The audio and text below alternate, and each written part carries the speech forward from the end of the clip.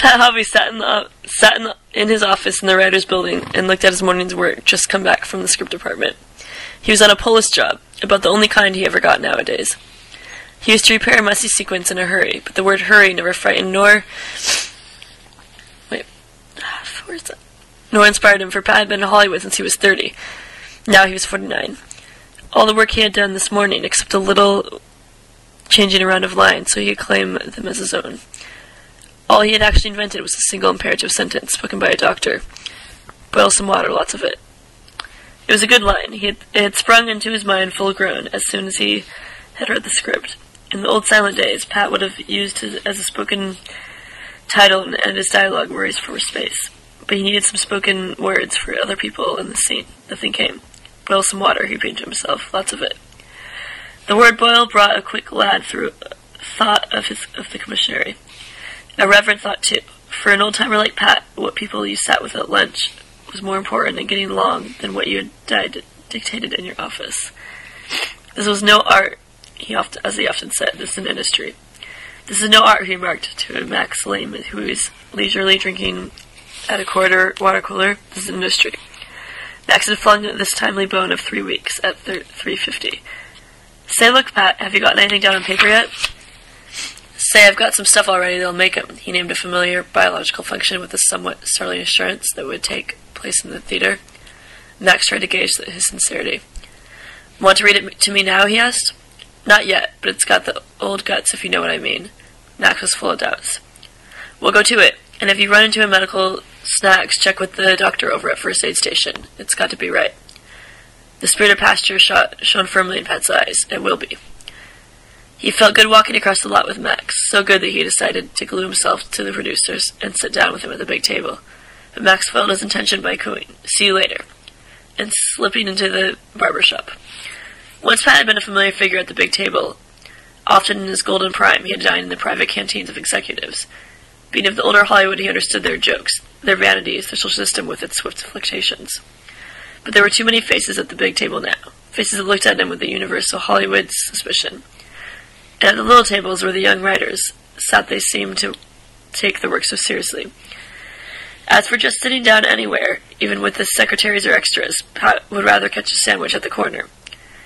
Detouring to the Red Cross station, he asked for the doctor. A girl, a nurse, answered from a wall mirror where she sat hastily drying her lips.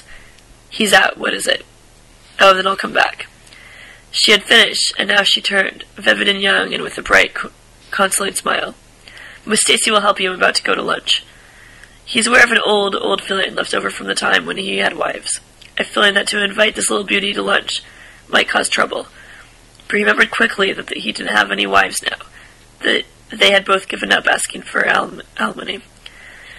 I'm working on a medical, he said. I need some help. A medical? Writing it. Idea about a dog. Listen, let me buy you lunch. I want to ask you some medical questions. The nurse hesitated. I don't know. It's my first day out here. It's all right, he assured her.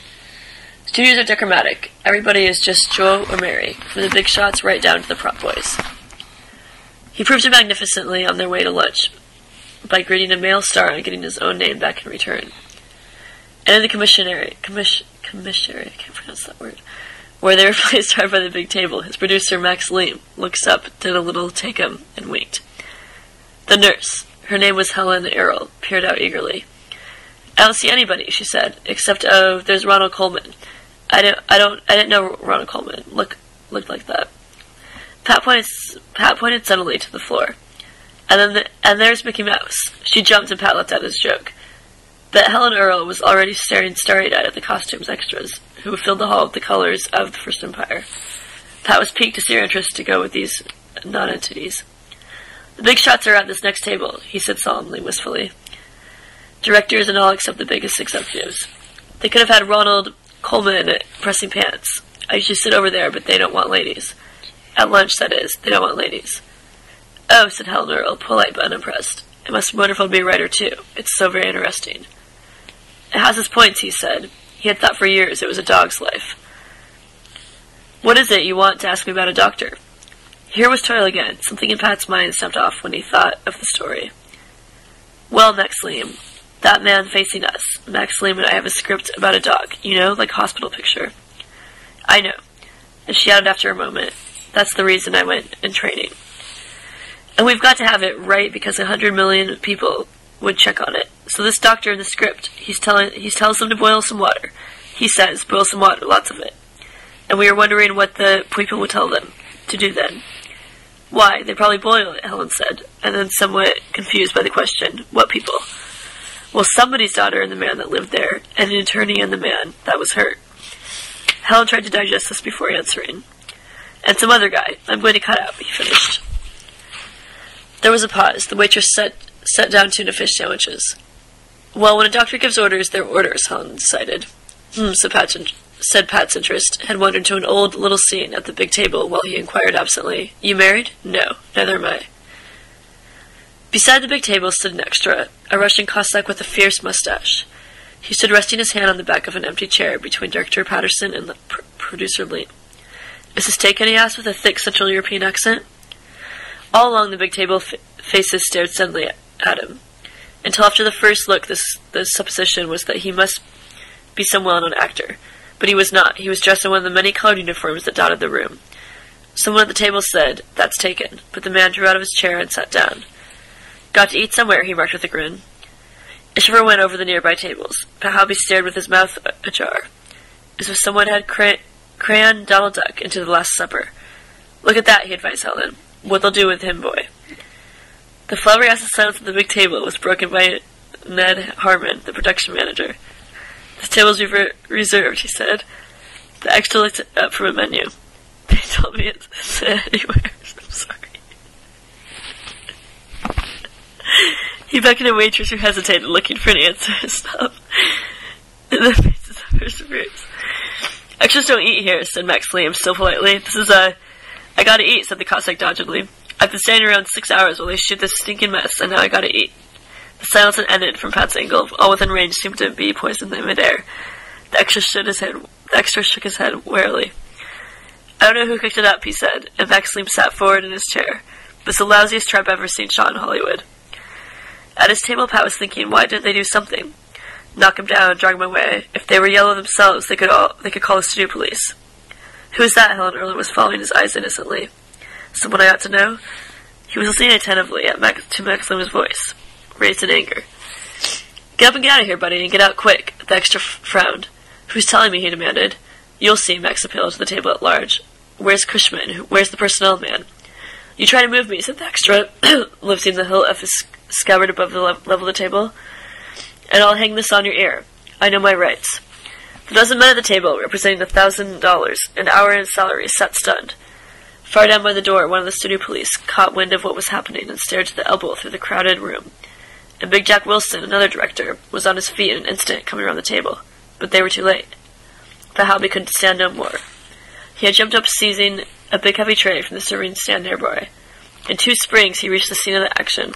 Lifting the tray, he brought it down upon the extra's head with all the strength of his 49 years. The extra, who had been in the act of rising to meet Wilson's threatened assault, got the blow full on his face and temple, and as he collapsed, a dozen red streaks sprang into the sight through the heavy grease paint. He crashed sideways between the chairs. Pat stood over him, panting, the tray in his hand. "The dirty rat!" he cried. Where does he think?" The studio policeman pushed past.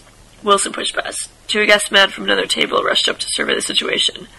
"It was a gag," one of them shouted. "That's Walter Herrick, the writer. It's his picture. My God." He was kidding, Max Liam. It was a gag, I tell you.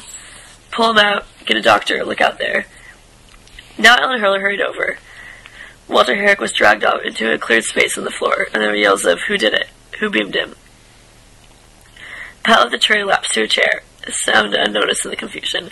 He saw Helen Hurler working swiftly at the man's side with a pile of clean napkins. "Why did they have to do that to this to him?" someone shouted. Pat caught Max Liam's eye. Max happened to look away at the moment, and a sense of injustice came over Pat. He alone in the crisis, real or imaginary, had acted. He alone had played the man, while those stuffed shirts let themselves be insulted and abused. And now he would have to, take the rap because Walter Herrick was powerful and popular, a 3,000 a week man who wrote his shows in New York. How could anyone have guessed that was a gag? There's a doctor now. Pat saw him say something to the manageress, and her shrill voice sent the waitress scuttling over like leaves toward the kitchen. "Boil some water, lots of it." The words fell wild and unreal on Pat's burdened soul, but even though he knew not first what came next,